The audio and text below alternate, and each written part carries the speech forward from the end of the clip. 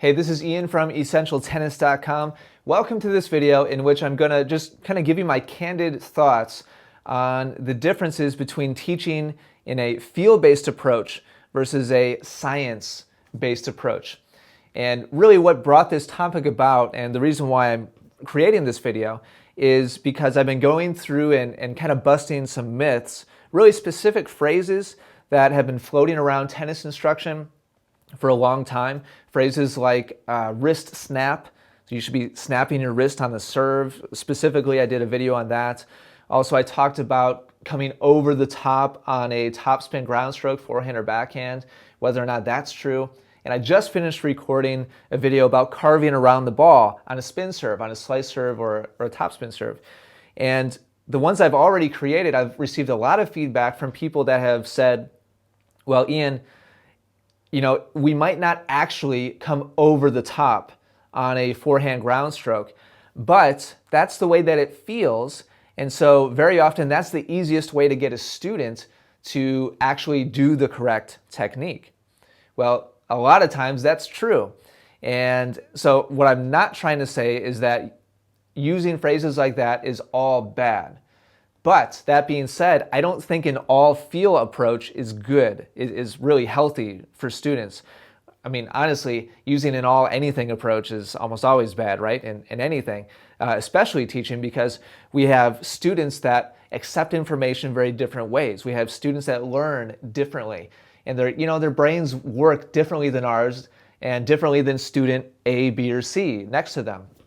So as teachers, and really when you're looking for a teacher, tennis or otherwise, you should be looking for one that is good at explaining things in different ways. The very same subject, but coming at it from different directions, because we won't always kind of sync up with the first explanation. And so you sometimes will need several explanations in different ways before it really clicks for you. And the reason why it's dangerous using an all-feel approach, when you hit a topspin forehand, it feels like this. And when you hit a good slice serve, it feels like this. It feels like carving around the ball. The reason why that's dangerous is because a certain percentage of students will literally try to do what it is that you're saying that it feels like. And for example, I just got done with a carve around the ball video, and I showed that that doesn't actually happen.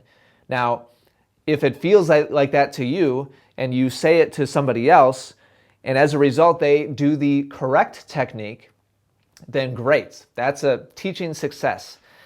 Even if you don't explain, hey, by the way, this is what actually happens, but it feels like this, okay? If they end up doing the correct technique, then awesome, that's a success.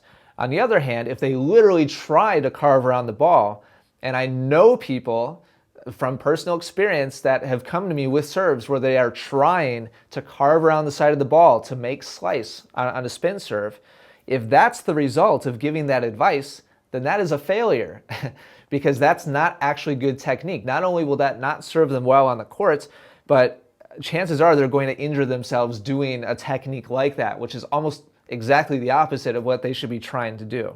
You see what I'm getting at here? Now, on the other end of the spectrum is the straight science method. And this is kind of the way my brain typically works is I like to know literally exactly what's happening. And I want to know steps 1 through 56 of, first this happens, then that happens, then that happens. I'm a little bit more of an analytical, type person. And very often my students are too. And it's great when that happens because we kind of, we sync up and we work really well together. Now, not everybody is like that. Oftentimes that bores people. They don't want to know the details. Or when they hear what all the details are, they start overanalyzing and they start kind of micromanaging all the little parts of the stroke. And before you know it, they're tight, they're tense, and they have what's referred to as paralysis by analysis. They're overanalyzing everything, and so their technique just doesn't work right because that's not how their brain is wired. So what I'm trying to get across here is there are two sides of the spectrum. There is the all-feel approach. On the opposite end of the spectrum, there's the all-science approach, just breaking it down step by step. What I would like to suggest to you is that you want to find a teacher that falls somewhere in the middle and does a good job of combining those two approaches. Or ideally, find a teacher that can immediately identify where you are on that spectrum and just speak directly to you without having to guess and kind of feel around with different types of explanations. And you might not even know yourself what you best connect with. You probably do, but if you've only been doing this, meaning tennis, a little while, maybe you don't even know where you fall on the spectrum exactly. But try to find a teacher that really connects with you as far as how you like to visualize things, or if you like to visualize things, and really the learning approach that works best for you. So that's kind of my response to all the comments where people are like, but Ian, whether or not it actually happens, that phrase works. Well, not always. A lot of times it just causes huge misunderstandings and bad technique. So don't use all one or the other, feel or science. You should be using hopefully a combination of both, and a good teacher will be able to slide back and forth depending on their students. All right, I'll finish it with that. This is quickly turning into a long video here, but hopefully that kind of sheds some light on the subject for you.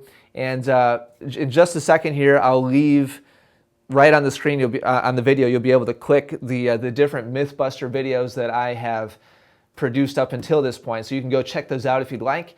Hopefully they've been a huge help to you. Thank you so much for watching. If you've enjoyed this video, do me a favor and click like, and you can subscribe to my channel as well to check out everything I do in the future. Thanks so much for watching. Take care. I'll talk to you again soon.